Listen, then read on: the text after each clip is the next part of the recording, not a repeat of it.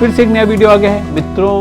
आगे बढ़ने से पहले चैनल को सब्सक्राइब करिए और बेल आइकन को प्रेस करिए, क्योंकि चीखे भी मार रहा है, सूखी टहनी है, हरे पत्ते लगा दो इस पे। घंटी बजी जंगल जंगल जंगल जंगल। जमाना कितना बदल गया है और सबकी सोच भी बदल गई।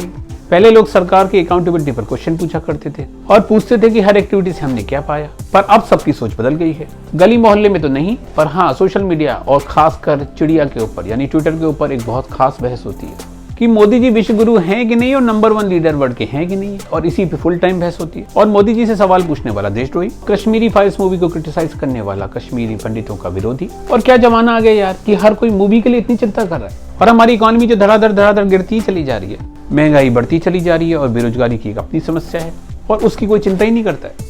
इस वीडियो को अंत तक देखिए, क्योंकि इस वीडियो में ओवर एक्टिंग ही भरी पड़ी है। अब हाल ही में गुजरात चुनाव में इन्होंने कह दिया कि कांग्रेस पार्टी ने देश और गुजरात को बर्बाद कर दिया। तो मुझे ऐसे क्यों देख रहे हो भाई, ये मोदी जी ने कहा है, मैंने नहीं कहा। तो अब तो मुझे भी वही गाना याद आ रहा है, मुझको इतना बता दे कोई। यार ये कैसे हो सकता है? हाँ पता है, चुराया है। 2 डिकेड से ज्यादा गुजरात में बीजेपी की गवर्नमेंट है और प्राइम मिनिस्टर बनने से पहले मोदी जी वहीं के सीएम थे और पिछले 8 सालों से केंद्र में भी उनकी सरकार है। तो दूसरा उसको बर्बाद कैसे कर सकता है? और ये भी समझना चाहिए कि अपोजिशन पार्टीज जिनकी कोई मेजॉरिटी ही नहीं है, मोदी जी को रोक कैसे सकते हैं? उनकी ऐसे कैसे मजाल पड़ जाएगी कि वो विश्व गुरु को रोक सके? और केंद्र सरकार के बहुत सारे मंत्री और चीफ मिनिस्टर, उनको राहुल गांधी से कुछ ज्यादा ही प्यार है, खासकर स्मृति ईरानी और असम के सीएम हेमंत बिस्वा शर्मा। इन दोनों लोगों का फुल टाइम कंसंट्रेशन सिर्फ राहुल गांधी के ऊपर ही। पर यहाँ पे मैं एक बात क्लेरिफाई कर दूंगा कि नेहरू जी पे इल्जाम जो लगा है वो नहीं हटाया गया, वो एकदम सही है। ऐसा मैजिक सिर्फ मोदी जी ही कर सकते हैं कि विपक्षी सरकार चला रहे हैं और वो विपक्ष में बैठे हुए। शायद इसी को इंक्लूसिव ग्रोथ कहते हैं, और वो यहाँ पे भी नहीं रुके। अब वो कह रहे हैं कि कांग्रेस पार्टी से उन्होंने कहा था कि वो आतंकवाद से लड़े और वो उनके पीछे ही पड़ गई। ये बात 2000 की। हमारे प्रधान सेवक काफी इमोशनल आदमी है और वो अपने दुख दर्द सबको बताते रहते हैं। कैसे भी करके एक बार मोदी जी सबके इमोशंस को जगाते जरूर है, एक बार मोदी जी अपना दुखड़ा रोते जरूर है, और उसकी वजह से लोगों के इमोशंस जाग जाते हैं। कैसे भी इमोशंस को जगाना है जिससे आप सब कुछ भूल जाएं। इतने साल राज्य करने के बाद भी वोट ऐसे मांगने पड़ेंगे, ये तो सोचा ही नहीं था। और गुजरात मॉडल का क्या होगा? और यार जब सरकार आपकी है तो आपके पीछे जगह है ये सवाल पूछने का?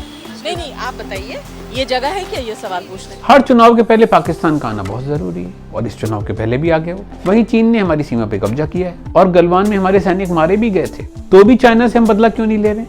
और वो तो उनका नाम लेने तक को तैयार नहीं है। गुजरात के चुनाव में 2 डिकेड के शासन के बाद हुए विकास की बात क्यों नहीं हो रही है? मोरबी जैसी घटनाओं ने भ्रष्टाचार को ही उजागर किया है। पर मजे की बात है कि लोग कहते हैं ये कोई मुद्दा ही नहीं है। एसोसिएशन फॉर डेमोक्रेटिक रिफॉर्म्स की एक चौंकाने वाली रिपोर्ट में पता चला है कि इलेक्टोरल बॉन्ड्स की फंडिंग का 94% बीजेपी को ही गया है। मगर इतना सेंटी क्यों रहे?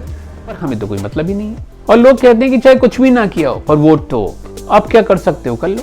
By the movie Kashmir Files that felt to us like a propaganda vulgar movie inappropriate for an artistic competitive Goa में section. चल रहे फिल्म फेस्टिवल के जूरी हेड ने कश्मीरी फाइल्स मूवी को वल्गर और प्रोपेगेंडा मूवी बता दिया। कौन चला रहे? उन्होंने सिर्फ कश्मीरी फाइल्स मूवी की बुराई करी थी और इस बात को नहीं नकारा था कि कश्मीरी पंडितों के साथ बुरा हुआ था। कश्मीरी पंडितों की हालत कोई बहुत ज्यादा आज भी नहीं सुधरी है और उनके दुख से हर कोई कंसर्न भी है। पर जिस तरीके से इस मूवी में उसको एक्सप्लॉइट किया गया है, उस पर यह टिप्पणी की गई थी, उस पर स्टेटमेंट आया था, और स्टेटमेंट के आने के बाद से कई लोगों की रातों की नींद उड़ गई। मिनिस्टर, चीफ मिनिस्टर और तो और सिविल सर्विस के ऑफिसर्स भी इस मूवी को ऐसे डिफेंड कर रहे हैं, और तो और ऑफिशियली इजरायली एम्बेसी ने भी इस चीज का जिक्र किया कि किस तरीके से एक स्टेटमेंट के बाद उनको धमकियां मिल रही हैं। और आज पूरी कायनात उस मूवी को डिफेंड करने में लगी है क्योंकि उसको साहब ने प्रमोट किया था। वहीं फिल्म बनाने वाले मौका परस्त विवेक अग्निहोत्री कश्मीरी पंडितों के दुख को एक्सप्लॉइट करके पैसा कमा के मौज कर रहे हैं। इस सज्जन को क्या तकलीफ है भाई?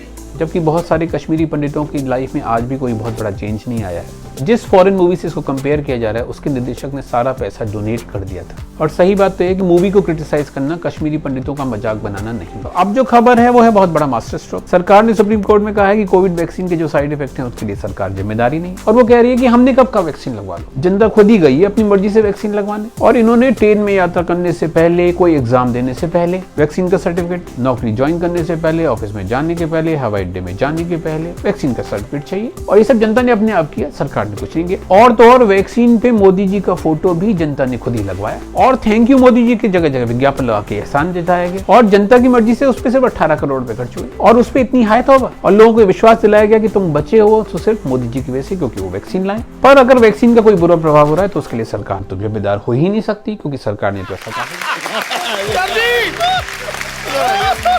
अब मान लीजिए कोई अज्ञानता में कोई सवाल पूछ ले कि बाली जब मोदी जी गए तो इंडिया को क्या मिला, तो उसका जवाब होता है टॉक टू माई हैंड। और लोग मेन मुद्दे पे चर्चा करते हैं कि मोदी जी वर्ल्ड लीडर हैं कि नहीं। तो बात बाली की है जहाँ पे G20 की कॉन्फ्रेंस चल रही थी और बहुत सारी इंटरनेशनल इश्यूज पर डिस्कशन चल रहा था। पर हमारे यहाँ सोशल मीडिया और मीडिया में कुछ अलग ही बहस चल रही थी। पहले इस बात पे बहस हुई कि मोदी जी के पास चीन के राष्ट्रपति खुद मिलने आए थे या मोदी जी उनके पास गए थे। मोदी जी तो लाल आंखें करे बैठे हुए थे, पर नेहरू जी ने मोदी जी को उठा दिया और उनसे कहा कि अगर वो चीन के राष्ट्रपति से नहीं मिलने जाएंगे तो वो उनकी फोटो खराब कर देंगे। कैसी कैसी लाइन लिख दी है तुमने। मोदी जी खुद उठकर गए थे उनसे मिलने, पर इंप्रेशन ऐसा दिया गया कि चीनी राष्ट्रपति जैसे खुद मिलने आए थे मोदी जी से। चीन ने हमारी काफी सीमा पे कब्जा किया है, तो लोगों का ये सवाल था कि क्या मोदी जी ने उनको लाल आंख दिखाई कि नहीं। गलवान में झड़प के बाद मोदी जी की चीनी राष्ट्रपति से पहली मुलाकात थी, पर ना तो प्रधान सेवक ने उन्हें भला बुरा कहा, ना ही उनको लाल लाल आंख। मुझे नहीं लगता मैं इसमें आपकी हेल्प भी कर पाऊंगा, इसीलिए इंडिया के प्राइम मिनिस्टर ने चीनी राष्ट्रपति के साथ झगड़ा कर लिया और उनको काफी खरी खोटी भी सुनाई थी, जिसका वीडियो काफी वायरल हुआ था। और उसके बाद अमेरिकी राष्ट्रपति जो बाइडेन का नंबर आया और G20 सम्मेलन शुरू होने से पहले वो मोदी जी के पास आए थे।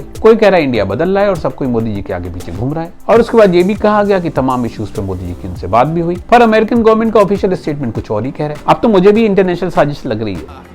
चैन से सोना है तो जाग जाओ। 15 तारीख को इंडियन कम्युनिटी का एक इवेंट हुआ बाली में और यहाँ पे भी मोदी जी ने अपनी पीठ ठोकना भूला नहीं। उनका कहना था there is a huge difference between pre and post 2014 India, यानी 2014 के पहले और बाद में बहुत ज्यादा अंतर आया है भारत। ये बात उन्होंने बाली में प्रवासी भारतीयों के उसी सम्मेलन में कही थी। उनका ये भी कहना था कि आज का भारत अनप्रेसिडेंटेड स्पीड और स्किल के साथ आगे बढ़ रहा है। जो मैंने अभी सुनाया इसमें 2 लाइनें और रह गई।